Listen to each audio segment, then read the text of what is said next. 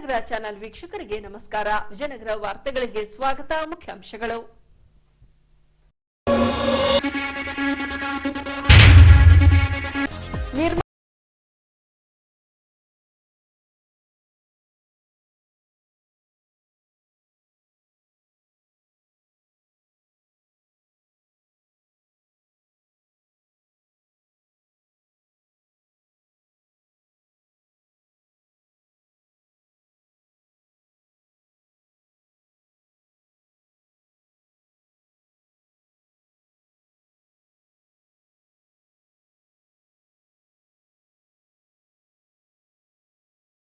ಕಾಶಿನಾಥ್ ಅಯ್ಯನವರ ನೇತೃತ್ವದಲ್ಲಿ ನಡೆದ ಪ್ರಥಮ ಸಭೆಯಲ್ಲಿ ಮೂಡಿಬಂದ ಒಗ್ಗಟ್ಟು.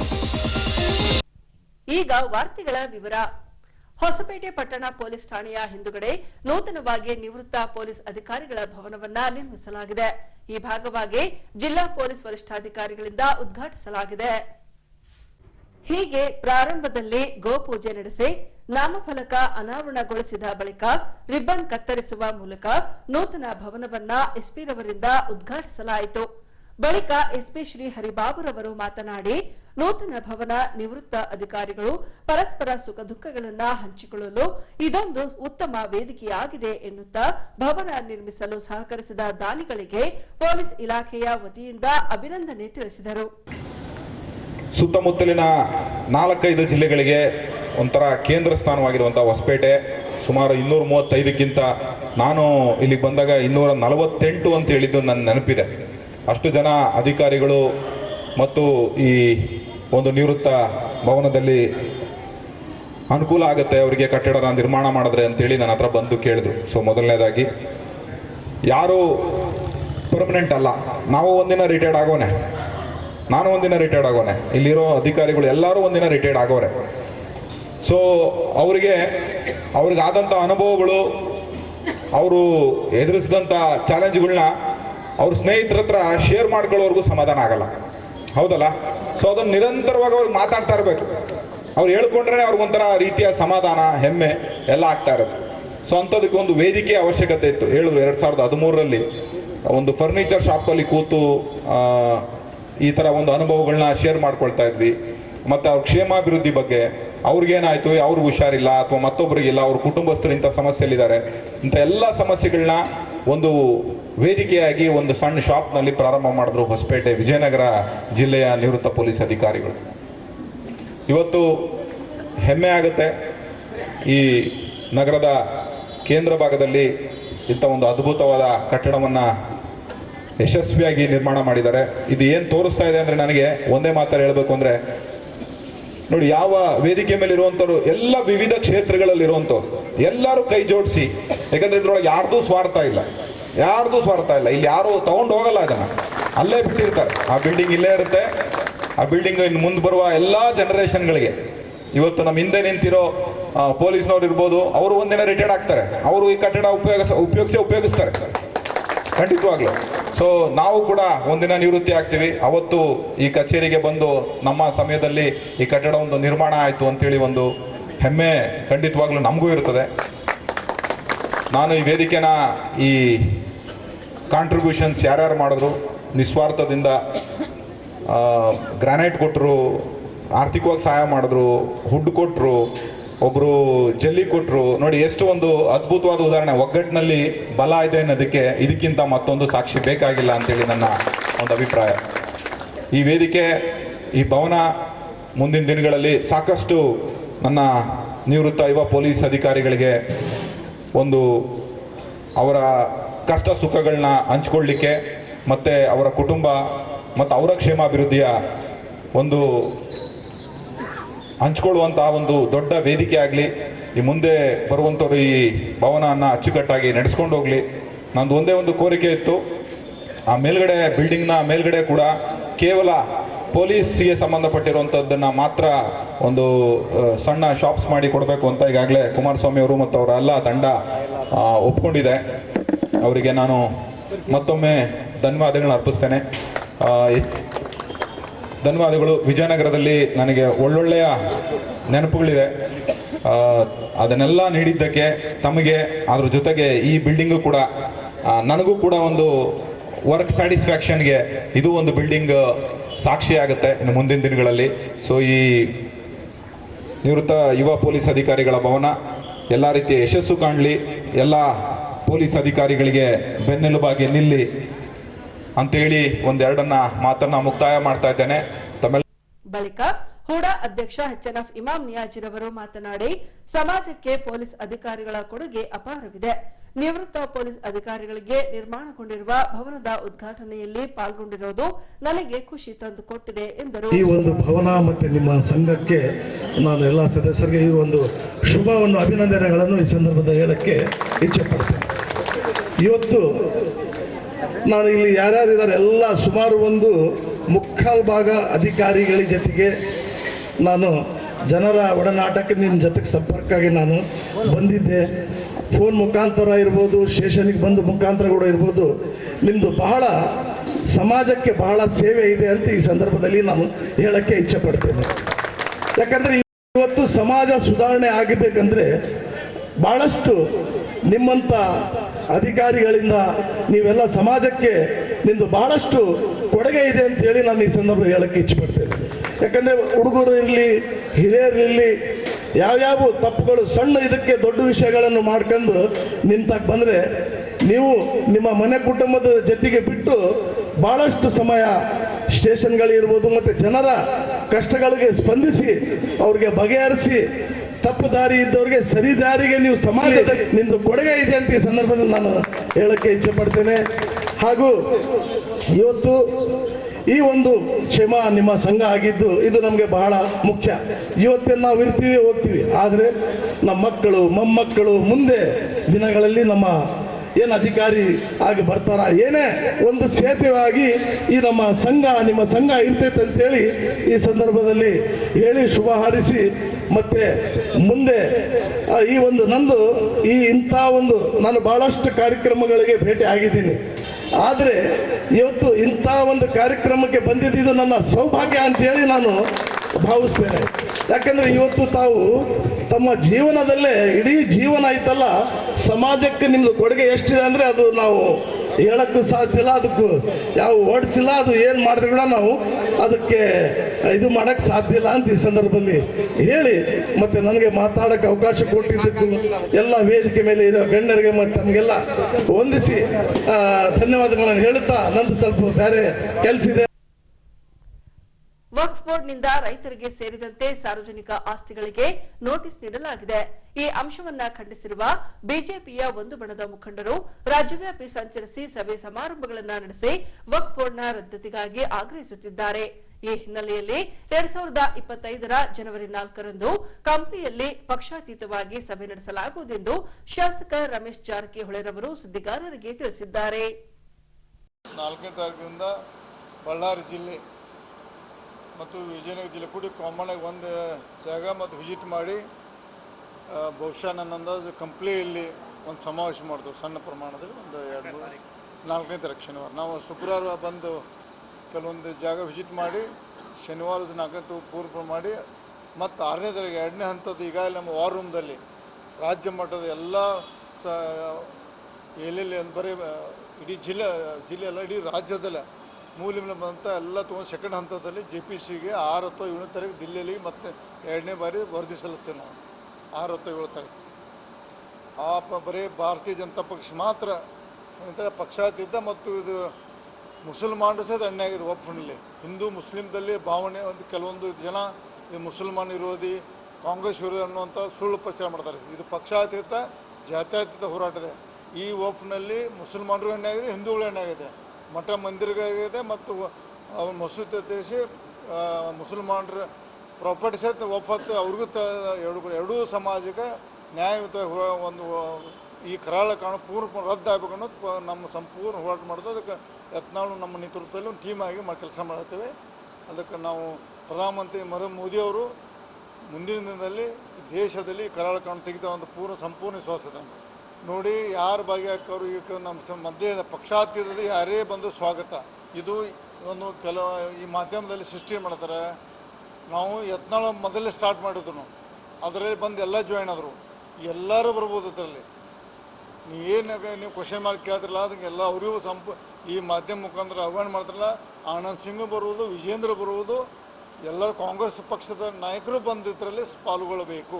ಈ ಮುಖಾಂತರ ಮನವಿ ಮಾಡ್ತೀನಿ. ಹೊಸಪೇಟೆ ನಗರದ ಸರ್ಕಾರಿ 100 ಹಾಸಿಗೆ ಆಸ್ಪತ್ರೆ ಸೇರಿದಂತೆ ತಾಯಿ ಮತ್ತು ಮಕ್ಕಳ ಆಸ್ಪತ್ರೆಯಲ್ಲಿ ಅವ್ಯವಸ್ಥೆಯ ಆಗರವಾಗಿದೆ ಎಂದು ಆರೋಪಿಸಲಾಗಿದೆ. ಈ ಭಾಗವಾಗಿ ಡಿವೈಎಫ್ಐ ಸಂಘಟಕರು ಡಿಎಚ್ಒ ರವರಿಗೆ ಮನವಿ ಸಲ್ಲಿಸಿ ಸರಿಪಡಿಸುವಂತೆ ಆಗ್ರಹಿಸಿದ್ದಾರೆ. ಈ ಅಂಶಕ್ಕೆ ಸಂಬಂಧಿಸಿದಂತೆ ಮಹಿಳಾ ಮತ್ತು ಮಕ್ಕಳ ಆಸ್ಪತ್ರೆಗೆ ಆಗಮಿಸಿದ ಡಿವೈಎಫ್ಐನ ಜಿಲ್ಲಾ ಘಟಕವು ಜಿಲ್ಲಾ ವೈದ್ಯಾಧಿಕಾರಿಗಳಿಗೆ ಮನವಿ ಸಲ್ಲಿಸಿ ವಿವಿಧ ಬೇಡಿಕೆಗಳ ಈಡೇರಿಕೆಗಾಗಿ ಆಗ್ರಹಿಸಿದ್ದಾರೆ. ಉಪವಿಭಾಗ ಮಟ್ಟದ 100 ಹಾಸಿಗೆ ತಾಯಿ ಮತ್ತು ಮಕ್ಕಳ ಆಸ್ಪತ್ರೆ ಸಮಸ್ಯೆಗಳ ಕುರಿತು ಮನವಿ.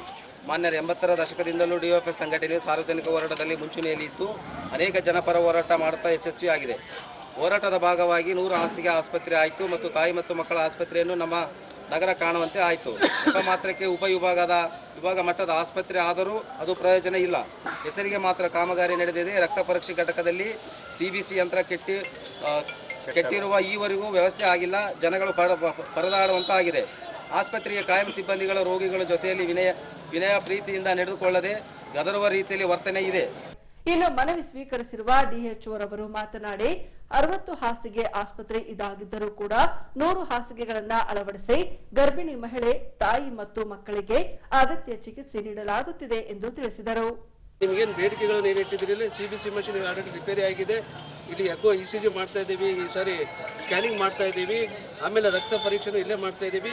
ನಮ್ಮ ಜಿಲ್ಲೆಯಲ್ಲಿ MCH ಆಸ್ಪತ್ರೆ 60 ಬೆಡ್ಡಿಗೆ ಸಮರ್ಪಕವಾಗಿರ್ತಕ್ಕಂಥ ಈಗ ಒಂದು ಏನು 60 ಬೆಡ್ ಇರ್ತಕ್ಕಂಥ ಸ್ಟ್ರೆಂತ್ ಇದೆ. ನಾವು 100 ಬೆಡ್ ಜಾಸ್ತಿ ಮಾಡಿ ಇನ್ಫ್ರಾಸ್ಟ್ರಕ್ಚರ್ ಜಾಸ್ತಿ ಮಾಡಿರೋದ್ರಿಂದ 100 ಬೆಡ್ಡಿಗೆ ಕೆಲಸ ಮಾಡ್ತಾ ಇದ್ದೀವಿ. ನಮ್ಮಲ್ಲಿ 2 ಸ್ಯಾಂಕ್ಷನ್ ಪೋಸ್ಟ್ ಇರೋದು, 2 ಅನಸ್ತೇಷಿಯಾ, ಇಬ್ಬರು ಗೈನಕಾಲಜಿಸ್ಟ್. ಬೇರೆ ಕಡೆಯಿಂದ ನಾವು ಏನಂದರೆ 3 ಜನ ಗೈನಕಾಲಜಿಸ್ಟ್ ಕೊಟ್ಟು one of the referral centre ಇರೋದ್ರಿಂದ ನಮ್ಮಲ್ಲಿ ಮೆಡಿಕಲ್ ಕಾಲೇಜ್ ಇಲ್ಲ, ಡಿಸ್ಟ್ರಿಕ್ಟ್ ಹಾಸ್ಪಿಟಲ್ ಇಲ್ಲದ ಕಾರಣ ಇದನ್ನು ಬೇರೆ ಕಡೆಯಿಂದ ಡೆಪ್ಯೂಟ್ ಮಾಡಿ 5 ಜನ ಏನು ಗೈನಕಾಲಜಿಸ್ಟ್ ಹಾಕಿ 450 450ರಿಂದ 500 ಹೆರಿಗೆಗಳನ್ನು ಇಲ್ಲಿ ಮಾಡ್ತಾ ಇದ್ದೀವಿ. ಬಟ್ ಬೇರೆ ಯಾವುದೇ ತೊಂದರೆಗಳು ಇಲ್ಲ. ಆದಷ್ಟು ನಿಮ್ಗೇನು ಬೇಡಿಕೆ ಹೇಳ್ತಿದ್ದೀರಲ್ಲ ಅದನ್ನು ತನಿಖೆ ಮಾಡಿ ಅದು ವರದಿ ಸಲ್ಲಿಸ್ತಾ ಇದ್ದೀವಿ. ಗುಣ ನಾವು ಬರೆದಿದ್ದೀವಿ. ಅದಕ್ಕೆ ನಮಗೆ ಬೇಕಾಗಿರ್ತಕ್ಕಂಥ ಫಿಸಿಷಿಯನ್ ಇಲ್ಲ. ಇನ್ನು ಹೆಚ್ಚಿನ ಸ್ತ್ರೀರೋಗ ತಜ್ಞರು ಬಂದರೆ, ಅರವಳಿಕೆ ತಜ್ಞರು ಬಂದರೆ ನಾವು ಇನ್ನೂ ಹೆಚ್ಚಾಗಿ 500 ಯಾಕೆ 600 700 ಹೆರಿಗೆ ಮಾಡ್ತಕ್ಕಂಥ ಸಾಮರ್ಥ್ಯ ನಮ್ಮಲ್ಲಿ ತಜ್ಞ ವೈದ್ಯರಿದ್ದಾವೆ. ಬಟ್ ಏನಪ್ಪ ಅಂದರೆ ಇದು 60 ಬೆಡ್ ಇರ್ತಕ್ಕಂಥದ್ದು. ಹಾಗಾಗಿ ನಾವು ಈಗ 100 ಬೆಡ್ ಕೆಲಸ 100 ಪೇಷಂಟ್ ಅಡ್ಮಿಟ್ ಮಾಡ್ತಕ್ಕಂಥ ಸಾಮರ್ಥ್ಯ ಆಗಿದೆ. ಅದಕ್ಕೆ ಬೇಕಾಗಿರ್ತಕ್ಕಂಥ ನಾವು ಎಲ್ಲವೂ HR ನಾವು ಸರ್ಕಾರಕ್ಕೆ ಬರೆದಿದ್ದೀವಿ. ಅದು ಬಂದ ಕೂಡಲೇ ಇನ್ನೂ ಹೆಚ್ಚಿನ ತಜ್ಞ ವೈದ್ಯರು ಕೊಡ್ತೀವಿ. ಹಾಗಾಗಿ ಇಲ್ಲಿ ಭ್ರೂಣ ಹತ್ಯೆ ಯಾವುದೇ ಥರದಿಲ್ಲ. ನಮ್ಮ ಲಿಂಗ ಅನುಪಾತದ ಪ್ರಕಾರ ನಮ್ಮ ಜಿಲ್ಲೆಯದು 1900 ಈಗ 2011 ಪ್ರಕಾರ ನೋಡಿದ್ರೆ ಅವಾಗ 1000 ಗಂಡು ಮಗುವಿಗೆ 1947 ಅಥವಾ 1946 1965 ಇತ್ತು. ಬಟ್ ಈಗಿನ 2024 ಪ್ರಕಾರ 1000 ಗಂಡು ಲಿಂಗ ಅನುಪಾತ ಈಗ ಫೀಮೇಲು 1006 ಇದೆ. ಹೀಗಾಗಿ ಇದರಿಂದ ನಾವು ಗೊತ್ತಾಗುತ್ತೆ ನಮ್ಮಲ್ಲಿ ಇಲ್ಲಿ ಯಾವುದೇ ಥರದ ಭ್ರೂಣ ಹತ್ಯೆದಿಲ್ಲ ಅಥವಾ ಭ್ರೂಣ ಪತ್ಯದೂ ಇಲ್ಲ. ಯಾಕಂದರೆ ಈಗಾಗಲೇ ನಾವು ಪ್ರತಿ ತಿಂಗಳು ಮೀಟಿಂಗ್ ಮಾಡ್ಕೊಂಡೇ ಇದ್ದೀವಿ. ಎಲ್ಲ ಖಾಸಗಿ ವೈದ್ಯರಿಗೂ ಮತ್ತು ಸರ್ಕಾರಿ ವೈದ್ಯರ ಮೇಲೆ ನಾವು ಸೂಕ್ತ ಅದೇನದು ಎಲ್ಲವೂ ಮಾನಿಟರ್ ಮಾಡ್ಕೊತ ನಾವಿರಲಿ ನಮ್ಮ DC ಸರ್ ಸಮೇತನೂ ಪದೇ ಮೀಟಿಂಗ್ ಮಾಡಿ ಎಲ್ಲರಿಗೂ ಎಚ್ಚರಿಕೆ ಕೊಡ್ತಾ ಇದ್ದೀವಿ. ಬಟ್ ಯಾವುದೇ ರೀತಿಯಿಂದ ನಮ್ಮಲ್ಲಿ ಇಂಥ ಪ್ರಕರಣಗಳು ಬಂದಿಲ್ಲ. ಪ್ರಕರಣ ಬಂದರೆ ಸೂಕ್ತ ತನಿಖೆ ಮಾಡಿ. ಬಳ್ಳಾರಿ ವೀರಶೈವ ವಿದ್ಯಾವರ್ಧಕ ಸಂಘದಲ್ಲಿ ಕೆಲವರಿಗೆ ಮಾತ್ರ ಸದಸ್ಯತ್ವ ನೀಡಲಾಗುತ್ತಿದೆ ಎಂಬ ಆರೋಪವಿದೆ. ಈ ಹಿನ್ನೆಲೆಯಲ್ಲಿ SM ಕಾಶಿನಾಥನವರ ನೇತೃತ್ವದಲ್ಲಿ ಬಳ್ಳಾರಿ ವೀರಶೈವ ವಿದ್ಯಾವರ್ಧಕ ಸಂಘದ ತಾಲೂಕು ಮಟ್ಟದ ಹೋರಾಟ ಸಮಿತಿಯನ್ನ ರಚಿಸಲಾಗಿದೆ. ಈ ಹಿನ್ನೆಲೆಯಲ್ಲಿ ಹೊಸಪೇಟೆ ನಗರದಲ್ಲಿ SM ಕಾಶಿನಾಥಯ್ಯನವರ ನೇತೃತ್ವದಲ್ಲಿ ಪ್ರಥಮ ಸಭೆ ನಡೆಸಿ ಹೋರಾಟದ ರೂಪುರೇಷೆಗಳ ಕುರಿತು ಚರ್ಚಿಸಲಾಗಿ ಹಲವರು ತಮ್ಮ ಅನಿಸಿಕೆ ಅಭಿಪ್ರಾಯಗಳನ್ನು ತಿಳಿಸಿ ಹೋರಾಟ ಸಮಿತಿಗೆ ಬೆಂಬಲ ಸೂಚಿಸಿದರು. ಮೆಂಬರ್ಶಿಪ್ ಮಾಡಿಸರಪ್ಪ ನಮ್ಮ ಸಂಘಕ್ಕೆ ಒಂದು ಒಳ್ಳೇದಾಗ್ತೈತಿ, ದುಡ್ಡು ಬೇಕಂತ ಕೇಳ್ತಾರೆ ಹೊರತು ಇವರಿಷ್ಟು ಮೆಂಬರ್ಶಿಪ್ ಅದು ಯಾಕೆ? ಅದು ಮೇನ್ ನಮ್ಮ ಕ್ವಶನ್. ನಮ್ಮ ಹೋರಾಟದ ಒಬ್ಬ ಒಳ್ಳೆ ಪ್ರತಿಭಾನ್ವಿತ ವ್ಯಕ್ತಿ ನಾವು ಆರಿಸ್ಬೇಕಂತಕ್ಕಂಥ ಅವ್ರ ಮನಸ್ಸಲ್ಲಿ ಇದ್ದಾರೆ. ಅವ್ರು ಯಾರು ಬೇಕು, ಅವ್ರು ಯಾರಿಲ್ಲ, ಅವ್ರು ಅಷ್ಟೇ ಆರಿಸ್ಕೊಳ್ಳೋದು. ಈಗ ಅವ್ರು ಮೆಂಬರ್ಸ್ ಮಾಡ್ಸ್ಕೊಂಬಿಟ್ಟಾರೆ, 100 ಜನ ಮಾಡ್ಸ್ಯಾರ. ಈಗ ಅವ ಮೆಂಬರ್ಸ್ಗಳು ಏನಾಗ್ತಾರೆ, ಅವ್ರಿಗೆ ಓಟ್ ಹಾಕ್ತಾರೆ. ಹಿಂಗಾಗಿ ಏನಾಗ್ತದೆ, ಹೊಸ ಮುಖಗಳು ಬರಬೇಕು. ಹೊಸ ಬಂದರೆ ಅಲ್ಲಿ ಅವಕಾಶ ಆಗಲ್ಲ. ಆಡಳಿತವಾದ ಹೆಸರು ಹೋಗ್ಬಿಡ್ತೈತಿ. ಹೆಸರಿಗೋಸ್ಕರ ಇವತ್ತು ಸಂಘದ ಅಭಿವೃದ್ಧಿಗೋಸ್ಕರವಾಗಿ ಹಂಗಾಗಿ ನಾವು ಈ ಹೋರಾಟ ಸಮಿತಿಯನ್ನು ಬಿಗಿಯಾಗಿ ಇಡೀ 11 ತಾಲೂಕುಗಳು ಒಂದು ದಿನ ವಿವಿ ಸಂಘಕ್ಕೆ ಮುತ್ತಿಗೆ ಹಾಕ್ತಕ್ಕಂಥ ಕೆಲಸ. ಅದಕ್ಕೆ ನಮ್ಮೆಲ್ಲ ಒಂದು ಸ್ವಾಮೀಜಿಗಳು ಬೆಂಬಲ ಕೊಡ್ತಾರೆ, ನಮ್ಮ ಮಾತು ತಿಳಿಸ್ಯಾರ.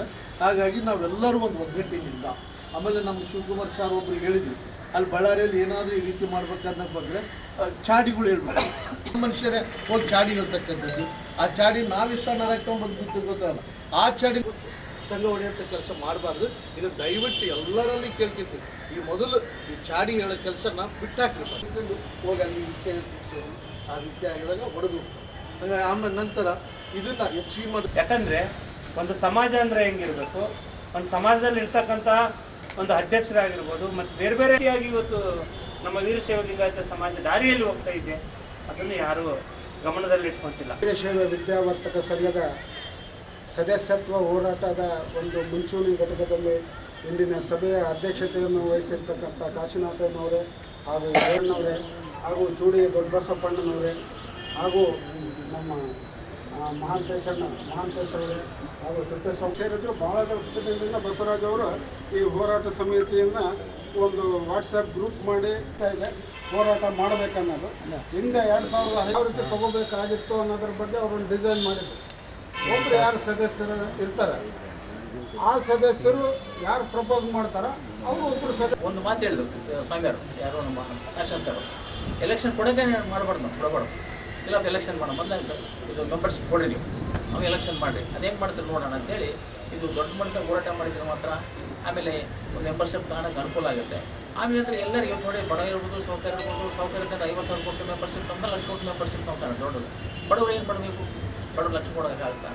ಆಮೇಲೆ ಇದನ್ನು ನೋಡ್ರಿ, ಬಡವ ಸಾವುಕಾರ ಪ್ರಶ್ನೆ ಬೇರೆ. ವೀರಶೈವ ಲಿಂಗಾಯತರನ್ನೆಲ್ಲ ಒಂದೇ, ಬಡವಗೂ ಒಂದೇ ಕಾನೂನು ಇರಬೇಕು, ಸಾವುಕಾರ ಒಂದೇ ಕಾನೂನು ಇರಬೇಕು. ಆದ ಕಾರಣ ದಯಮಾಡಿ ಅಂದರೆ ಎಲ್ಲರೂ ಸೇರಿ ಹೋರಾಟ ಮಾಡಿ ಟೈಮ್ ಇದ್ರಿಂದ ಬಳ್ಳಾರಿ ಹೋಗೋಣ. ಎಲ್ಲರೂ ಒಟ್ಟಿಗೆ ಈಗ ನಾವು ಸಪ್ರೇಟ್ ಜಿಲ್ಲೆ ಬೇರೆ ಆಗಿರಲ್ಲ, ಇಲ್ಲಿ 35,000 ಜನ ಇದೆ ನಾವು ಲಿಂಗಾಯತ. ಮತ್ತು ಆಮೇಲೆ ಬೊಮ್ಮೆಳಿದೆ, ಹಡಗಲಿದೆ, ಹರಪನಹಳ್ಳಿ ಇದೆ, ಕೂಡ್ಲಿಗಿದೆ, ಕೊಟ್ಟೂರಿದೆ, ಮತ್ತು ಇವ್ರ ಸೈಡ್ ಎಲ್ಲೊಂದು ಇವರೆಲ್ಲ ರೀತಿ ಏನಾಗಬೇಕು ಈಗ ನೋಡಿ. ಆಮೇಲೆ ಹಿಂದೇನಂದ್ರು ಹೇಳ್ರಿ ಅವ್ರು ಎಕ್ಸ್ಪರ್ಟ್ ಅಂದಾಗ ಅವ್ರ ಮಕ್ಳಿಗೆ ಕೊಡೋದು, ಅವ್ರು ಯಾರು ಸೇರಿ ಅವ್ರ ಮೆಂಬರ್ಸ್ ಕೊಡ್ತಾರೆ. ಹಂಗೆ ಮಾಡಿ ಒಬ್ಬರು ಸೈನ್ ಮಾಡಿಸೋ ಸಹ ಕೊಟ್ಟು ಬಂದೆ ನಾನು, ಒಬ್ಬರು ಎಕ್ಸ್ಪರ್ಟ್. ಸಮಿತಿ ಮಾಡಬೇಕಂತ ವಿಚಾರ ಇಟ್ಕೊಂಡಿದ್ದೀವಿ. ಭಾಳ ಸಂತೋಷ ಆಗ್ತದೆ. ಜೊತೆಗೆ ನಮಗೆ ವಿಜಯನಗರ ಜಿಲ್ಲೆಗೆ ಸಂಬಂಧಪಟ್ಟಂಥ ಎಲ್ಲ ತಾಲೂಕು ಅವರನ್ನು ಎಲ್ಲರನ್ನೂ ಒಂದು ಸ್ಥಳ ಹಾಸ್ಪಿಟಲ್ ಆಗಲಿ ಅಥವಾ ಇಲ್ಲಿಂದ ನೋಡ್ಕೊಂಡ್ಬಿಟ್ಟು ಒಂದು ಸ್ಥಳ ವ್ಯವಸ್ಥೆ ಮಾಡಿರಿ, ಮಾಡ್ಕೊಳ್ಳೋಣ ಸರಿ. ಮಾಡ್ಕೊಂಡ್ಬಿಟ್ಟು ಅವರೆಲ್ಲರನ್ನು ಕರೆಸಿ ಒಗ್ಗಟ್ಟಾಗಿ ಎಲ್ಲರೂ ಸೇರಿ ಒಗ್ಗಟ್ಟಾದರೆ ಒಗ್ಗಟ್ಟಿನಿಂದ ಬಲ ಇರ್ತದೆ ಹೊರತು ಸಿಂಗಲ್ ಅಥವಾ ತಾಲೂಕು ಹೋಗೋದ್ರಿಂದ ಏನು ಸಿಗೋದಿಲ್ಲ. ಸೊ ಹಾಗಾಗಿ ಎಲ್ಲ ತಾಲೂಕು ಅಂದರೆ ವಿಜಯನಗರ ಜಿಲ್ಲೆ ಎಲ್ಲ ಸಂಬಂಧಪಟ್ಟಂಥ ಎಲ್ಲರನ್ನು ಕರೆ ಕಳಿಸಿ ಅವ್ರನ್ನ ಒಂದು ಒಮ್ಮತ ತಗೊಂಡು ಒಂದು ಸಮಿತಿ ಮಾಡಿಬಿಟ್ಟು ಅವಾಗ ನಾವು ಹೋರಾಟಕ್ಕೆ ಹೋದರೆ ಇನ್ನೂ ಹೆಚ್ಚಿನ ಬಲ ಸಿಗುತ್ತೆ ಅಂತ ನನ್ನ ಒಂದು ಅಭಿಪ್ರಾಯ. ಕಾರ್ಯವೈಖರಿ ನೋಡಿದರೆ ಭಾಳ ವಿಚಿತ್ರವಿದೆ. ನನಗೆ ಎಲ್ಲರೂ ಪರಿಚಯ, ಆದರೆ ಕೆಲಸ ಏನೂ ಆಗೋದಿಲ್ಲ, ನ್ಯಾಯ ಪೈಸೆ ಆಗೋದಿಲ್ಲ. ಈಗ ಬಳ್ಳಾರಿ ಬೆಂಗಳೂರು ಸಹಿತ ನನಗೆ ಭಾಳ ಇನ್ಫ್ಲುಯೆನ್ಸ್ ಇದೆ. ಒಂದು ಸರ್ತಿ ಆದರೂ ನನಗೆ ಗೌರ್ನಿಂಗ್ ಬಾಡಿ ಮೆಂಬರ್ ಮಾಡಲಿಲ್ಲ. ಒಂದು ಸತ್ತನ ಎಲೆಕ್ಷನ್ ನಿಂದಿರ್ತಂತಂದರೆ ಟಿಕೆಟ್ ಕೊಡಲಿಲ್ಲ ನಮಗೆ. ಇಲ್ಲೇ ಲೋಕಲ್ ಪಾಲಿಟಿಕ್ಸ್ ಮತ್ತು ಲೋಕಲ್ ಪಾಲಿಟಿಕ್ಸ್ ಬೇರೆ ಏನಿಲ್ಲ. ಅಲ್ಲಿ ಬಳ್ಳಾರಿಗೆ ಹೋದರೆ ಎಲ್ಲರೂ ದೊಡ್ಡವ್ರು ಎಲ್ಲರೂ ಪರಿಚಯ ಇದ್ದಾರೆ. ಎಂತೆಂಥ ಮಂದಿ ಬಾ ಅಣ್ಣ ಅಂತಾರೆ ನನಗೆ, ಬಾ ಅಣ್ಣ ಅಂತಾರೆ. ಅಣ್ಣ ಅಂತಾನೆ ಅಂಬದು ನನಗೆ. ಏನಪ್ಪ ಈತ ಕುಮ್ಮಿ ಜಾನಿಕಲ್ ಬಸವರಾಜ ಅವ್ರೇನು ದೊಡ್ಡರ ಸಣ್ಣರ, ಬಾ ಅಣ್ಣ ಅಂತಾರೆ ನನಗೆ. ಅಣ್ಣ ಇಲ್ಲದೆ ಮಾತಿಲ್ಲ, ಅಣ್ಣ ಇಲ್ಲದೆ ಮಾತಿಲ್ಲ ಅಂದೆ. ಎಲೆಕ್ಷನ್ ಆದಮೇಲೆ ಇವು 2 ಟೈಮ್ ಮಾತ್ರ ಜೋರಾಗಿರ್ತದೆ ಇದರದ್ದು ಅಭಿಪ್ರಾಯಗಳು. ಇದು ಹಿಂಗಾತು ಹಂಗಾತು, ಅವ್ರು ಓಡಾಡ್ತಾ ಇದಾರೆ, ಇವರು ಓಡಾಡ್ತಾ ಇದಾರೆ, ಎಲ್ಲ ಮಾಡಿದವರು ಭಾಳ ಜನ ಇದ್ದಾರೆ. ಇದಕ್ಕೆ ಹೋರಾಟ ಮಾಡಿದ್ರು, ಪೆಂಡಾಲ್ ಹಾಕಿ ಆಗೋತು. ನೀವು ಓಟ್ ಹಾಕಿದ್ರಲ್ಲ, ಮುಗೀತು ನಿಮ್ಮ ಕೆಲಸ. ಇನ್ನು ಯಾವಾಗ ಅಂದ್ರೆ ಮತ್ತೆ ಎಲ್ಲ ಒಂದು ಸ್ಟೇಜ್ ಹಾಕಿ, ಒಂದು ಪೆಂಡಾಲ್ ಹಾಕಿ, ಸ್ಟ್ರೈಕ್ ಮಾಡಿ ಎಷ್ಟೋ ದಿವಸ ಮಾಡಿದಾರಲ್ಲ ಸಾಧ್ಯತೆ ಮಾಡಿದ್ದಾರೆ. ಆದರೆ ಯಾವುದೇ ರೀತಿ ಬಳಿಕ ಎಸ್ಎಂ ಕಾಶಿನಾಥಯ್ಯನವರು ಮಾತನಾಡಿ, ಬಳ್ಳಾರಿ ಹಾಗೂ ವಿಜಯನಗರ ಜಿಲ್ಲೆಗೆ ಸಂಬಂಧಿಸಿದ ಎಲ್ಲಾ ತಾಲೂಕುಗಳಲ್ಲಿ ಸಂಚರಿಸಿ ಸಭೆಗಳನ್ನ ಮಾಡಿ ಹೋರಾಟ ಸಮಿತಿಯಿಂದ ಬಲಪಡಿಸಬೇಕಿದೆ. ನಮ್ಮ ಹೋರಾಟಕ್ಕೆ ಅವಳಿ ಜಿಲ್ಲೆಗಳಲ್ಲಿನ ವಿವಿಧ ಮಠಾಧೀಶರು, ಸ್ವಾಮೀಜಿಗಳು ಬೆಂಬಲಿಸುವುದಾಗಿ ತಿಳಿಸಿದ್ದಾರೆಂದರು. ಬಳ್ಳಾರಿ ವೀರಶೈವ ವಿದ್ಯಾವರ್ಧಕ ಸಂಘದ ಸದಸ್ಯತ್ವದ ಹೋರಾಟ ಸಮಿತಿ ಈ ದಿನ ಪ್ರಾರಂಭೋತ್ಸವ. ಈ ಪ್ರಾರಂಭೋತ್ಸವದಲ್ಲಿ ನಮ್ಮ ಎಲ್ಲ ವೀರಶೈವ ಲಿಂಗಾಯತ ಸಮಾಜದವರು ಸೇರಿ ಈ ಒಂದು ಕಾರ್ಯಕ್ರಮವನ್ನು ಯಶಸ್ವಿ ಮಾಡಿಕೊಟ್ಟಿದ್ದಕ್ಕೋಸ್ಕರವಾಗಿ ಅವ್ರಿಗೆಲ್ಲರಿಗೂ ನಾನು ಮೊದಲು ಧನ್ಯವಾದಗಳನ್ನು ತಿಳಿಸ್ತಾ ಇದ್ದೀನಿ. ನಂತರ ಇವತ್ತು ನಮ್ಮ ಶಿವರಾಮೇಶ್ ಅವರು ಏನು ಹೇಳಿದರು, ನಾವು ಮೊದಲು ಹೋರಾಟಕ್ಕೆ ಸಿದ್ಧವಾಗಬೇಕು. ಮೊದಲೇ ಪಾಯಿಂಟ್, ಹೋರಾಟಕ್ಕೆ ಸಿದ್ಧ ಆಗಬೇಕಂಬಂದು ಪ್ರತಿ 11 ತಾಲೂಕಿನ ತಾಲೂಕಿನಲ್ಲಿ ಸಹ ನಾವು ಹೋಗಿ ಸಂಚಾರ ಮಾಡಿ ಎಲ್ಲರನ್ನೂ ಅಲ್ಲಿ ಒಂದು ಸಂಘಟನೆ ಮಾಡಿ ಅಲ್ಲಿ ಒಬ್ಬರನ್ನ ಸಂಘಟನೆ ಮಾಡೋ 10 ಜನನ ಮೆಂಬರ್ಸ್ ತಗೊಂಡು ಒಂದು 100-150 ಜನ ಒಂದು ದಿವಸ ನಾವು ಅದಕ್ಕೆ ಒಂದು ಟೈಮ್ ಹಾಕಿ ಒಂದು ಮುಂದಿನ ವರ್ಷ 2025ರಲ್ಲಿ ಎಲ್ಲರೂ ಸೇರ್ಕೊಂಡು ಬಳ್ಳಾರಿಗೆ ವಿ ಸಂಘದ ಅದರಲ್ಲಿ ನಮಗೆ ಬೇರೆ ಸ್ವಾಮೀಜಿಗಳು ಕೂಡ ಹೇಳ್ಯಾರ, ಮುಂದಿನ ನಿಮ್ಮ ಹೋರಾಟಕ್ಕೆ ನಾವೆಲ್ಲರೂ ಬಂದು ನಿಂದಿರ್ತೇವಪ್ಪ. ವಿಜಯನಗರ ಅಂಡ್ ಬಳ್ಳಾರಿ ಜಿಲ್ಲೆಯ ಸ್ವಾಮೀಜಿಗಳು ಸಹ ನಮಗೆ ಬೆಂಬಲ ಸೂಚನೆ ಮಾಡ್ಯಾರ. ನಾವು ಪ್ರತಿ ತಾಲೂಕಿನಲ್ಲಿ ಸಂಚಾರ ಮಾಡಿ ಹೋಗಿ ತಾಲೂಕಿಗೆ ಎಲ್ಲರನ್ನೂ ಇವತ್ತು ಸಾರ್ ಹೇಳ್ದಂಗೆ ಅಲ್ಲಿ ಮೆಂಬರ್ ಆದರನ್ನ ಸದಸ್ಯತ್ವ ಇದ್ದರನ್ನ ನಾವು ಒಂದು 10 ಜನ ಪ್ರತಿ ತಾಲೂಕಿನಿಂದ ಒಂದು 10 ಜನ ಮಾಡಿ ಒಂದು 100 ಜನ ಪ್ರಯತ್ನ ಮಾಡೋಣ. ನಮ್ಮ ತಾಲೂಕಿನಲ್ಲಿನೂ ಪ್ರಯತ್ನ ಮಾಡೋಣ. ಅವ್ರು ಕೂಡ ಸಿಗ್ನೇಚರ್ ಮಾಡಿಸಿ ಅದನ್ನು ವಿ ಸಂಘಕ್ಕೆ ಎಲ್ಲರೂ ಒಂದು ದಿನ ನಾವು ಡೇಟ್ ಕೊಡ್ತೀವಿ. ಆ ಡೇಟಿಗೆ ಇದೇ ರೀತಿಯ ಸಹಕಾರ ಮಾಡಿ ಎಲ್ಲರೂ ಹೋಗಿ ಅಲ್ಲಿ ನಿಂತ್ಕೊಂಡು ಅವಾಗ ಅಲ್ಲಿ ನಮ್ಮ ಕೋರಿ ವಿಪಕ್ಷಪ್ಪರು ಅವ್ರು ಯಾರಿದಾರ ಅವರೆಲ್ಲ ನೀವೇನೇ ಮಾಡಪ್ಪ ಇಲ್ಲಿ ಬಂದರೆ ನಾನು ಅದನ್ನ ವ್ಯವಸ್ಥೆ ಮಾಡ್ತೇನೆ ಅನ್ನೋ ಮಾತನ್ನು ಅವ್ರಿಗೆ ತಿಳಿಸ್ಯಾರ. ಒಂದು 4-5 ಜನ GB ಮೆಂಬರ್ ಅವ್ರು ಕೂಡ ತಿಳಿಸಿದಾಗೆ ನೀವೇನಾದ್ರು ಹೋರಾಟ ಮಾಡಿದ್ರೆ ಬರ್ರಿ ನಾವೆಲ್ಲ ಮಾಡೋದು. ಆಕಸ್ಮಿಕವಾಗಿ ನಾನು ಇಲ್ಲಿ ಸದಸ್ಯದ ಅದೀನಿ ರನ್ನಿಂಗ್ನಾಗ ವಿನ್ ಆದ್ರೆ ಅವ್ರೇನಮ್ದು ನೀವು ಬಂದು ಏನಾರ ನಿಮಗೆ ಇದಾದ್ರಪ್ಪ ಅಂದರೆ ನಾನು ನಿಮ್ಮ ಬಗ್ಗೆ ಹೋರಾಟ ಮಾಡಿದಾಗ ನನಗೆ ಯಾರು ಅಬ್ಜೆಕ್ಷನ್ ಮಾಡಿದ್ರೆ ನಾನು ಅದಕ್ಕೆ ರಾಜೀನಾಮೆ ಕೊಟ್ಟು ನಿಮ್ಮ ಹಿಂದೆ ನಿಲ್ತೇನೆ ನನ್ನ ಮಾತು ತಿಳಿಸ್ಯಾರ. ಅದಕ್ಕೋಸ್ಕರ ಅವರು ಸ್ವಾಮೀಜಿಗಳು ಕೂಡ ಇವತ್ತು ನಮ್ಮ ನಂದೀಪುರ ಅಜ್ಜರ್ ಸಹ ಇವತ್ತು ನನಗೆ ಮುಂಚಿತವಾಗಿ ಆಗಿದ್ದರೆ ನಾನು ಬರ್ತಿದ್ದಪ್ಪ ಅನ್ನೋ ಮಾತನ್ನು ತಿಳಿಸಿದವರು ಮುಂದಿನ ಹೋರಾಟದಲ್ಲಿ ನಮ್ಮ ಇಡೀ ತಾಲೂಕಿನ ವಿಜಯನಗರ ಜಿಲ್ಲೆಯಲ್ಲಿರ್ತಕ್ಕಂಥ ಸ್ವಾಮೀಜಿಗಳು ಸಹ ನಿಮ್ಮ ಹೋರಾಟಕ್ಕೆ ನಮ್ಮ ಬೆಂಬಲ ಇದೆ ಅಂತಕ್ಕಂಥದ್ದು ಮಾತು ತಿಳಿಸ್ತಾರೆ. ಹಾಗಾಗಿ ನಾವೆಲ್ಲರೂ ಇನ್ನೂ ಹೆಚ್ಚಿನ ರೀತಿಯಲ್ಲಿ ಇನ್ನೂ ಹೆಚ್ಚಿನ ಜನರು ಸೇರಿ ಈ ಹೋರಾಟವನ್ನು ಒಟ್ಟು ನಾವು ಮೆಂಬರ್ ಮಾಡ್ಕೊಳ್ಳೋವರಿಗೆ ಬಿಡೋದು ಬೇಡ. ಉಗ್ರ ಹೋರಾಟ ಆದರೆ ಇಚ್ಚಿದ್ದಿಲ್ಲ, ಉಗ್ರ ಹೋರಾಟ ಮಾಡೋಣ. ಆಕಸ್ಮಿಕವಾದ ಚುನಾವಣೆ ಹತ್ತಿರ ಬಂತಪ್ಪ ನಮ್ಮ ಇದು ಮೆಂಬರ್ಶಿಪ್ ಮಾಡ್ಕೊಂಡಿಲ್ಲ ಅನ್ನಪ್ಪ ಅಂದರೆ ಆ ಚುನಾವಣೆಯನ್ನು ನಡೆಯಲಾರ್ದಂಗೆ ನಾವು ಕಾನೂನು ಮೂಲಕವಾಗಿ ಅದು ಏನು ಮಾಡಬೇಕು ಅದು ಸ್ಟಾಪ್ ಮಾಡಿಸಿದಾಗೇ ಅವ್ರಿಗೆ ಬರೋದು. ಅವರೆಲ್ಲ ರಾಜೀನಾಮೆ ಕೊಟ್ಟು ಡೀಸೆಲ್ ಆಗ್ತೈತಲ್ಲ ಅವತ್ತು ನಾವು ಸ್ಟೇತಾರೆ. ಅವಾಗ ಅವ್ರು ಯಾರು ಅಧಿಕಾರದಲ್ಲಿ ಇರೋದಿಲ್ಲ, ಅವಾಗ ಅವ್ರು ಯಾರು ಅಧಿಕಾರ ಮಾಡ್ತಾರೆ ಮಾಡಿ. ಬಟ್ ನಾವೇನನ್ನಪ್ಪ ಅಂದ್ರೆ ಅವತ್ತಿನ ದಿವಸ ಎಲ್ಲರೂ ಸೇರಿ ಉಗ್ರ ಹೋರಾಟ ಮಾಡಿ ಮೆಂಬರ್ಶಿಪ್ ಮಾಡ್ಕೊಳಕ್ಕೆ ಅವಕಾಶ ಮಾಡಿಕೊಡೋಣ. ಇದೇ ರೀತಿಯಾಗಿ ಎಲ್ಲರೂ ಸಹಕಾರ ಇದೆ ಅಂತ ಹೇಳಿ ನಾನು ಎಲ್ಲರಿಗೂ ನಮ್ಮ ಕೈ ಮುಗಿಸಿ ನನ್ನ 4 ಮಾತನ್ನು ಮುಗಿಸ್ತಾರೆ. ಈಗ ಪೊಲೀಸ್ ಪ್ರಕಟಣೆ. ಎಷ್ಟೇ ಹಳೆಯ ಬಂಗಾರವಿರ್ಲಿ ಪಾಲಿಶ್ ಮಾಡಿದ ಮೇಲೆ ಹೊಸದೇ ರೀತಿಯಲ್ಲಿ ಕಾಣ್ತದೆ ತಾಯಿ ನೋಡಿ.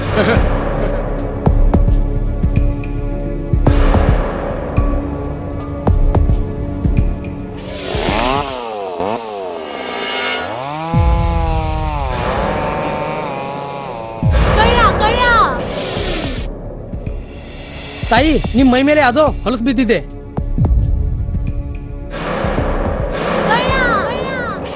ಇಲ್ಲಿ ತಾಯಿ ನಾನು ಪೊಲೀಸ್. ಅಲ್ಲಿ ಮುಂದೆ ದಾರಿಲಿ ದೊಡ್ಡ ಗಲಾಟೆ ಆಗಿದೆ ಮತ್ ನೀವು ಇಷ್ಟೆಲ್ಲ ಒಡವೆ ಹಾಕೊಂಡು ತಿರುಗಾಡ್ತಾ ಇದ್ದೀರಾ. ಈ ಒಡವೆಗಳನ್ನ ಈ ವಸ್ತ್ರದಲ್ಲಿ ಕಟ್ಟಿ ಪರ್ಸ್ನಲ್ ಇಡಿ. ಹಾಕಿ ಪರ್ಸ್ನಲ್ ಇಡೋಣ. ಅಲ್ಲೇ ಮುಂದ್ಗಡೆ ಆಗಿದೆ. ಇದು ತಗೊಳ್ಳಿ ತಾಯಿ. ನಾನು ಬರ್ತೀನಿ. ಈ ಕಡೆಯಿಂದ ಹೋಗಿ.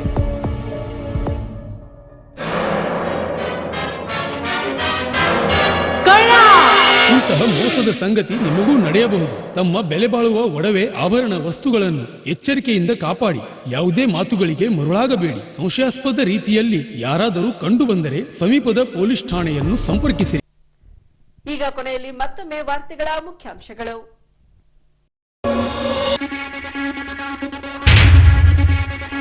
ನಿರ್ಮಾಣ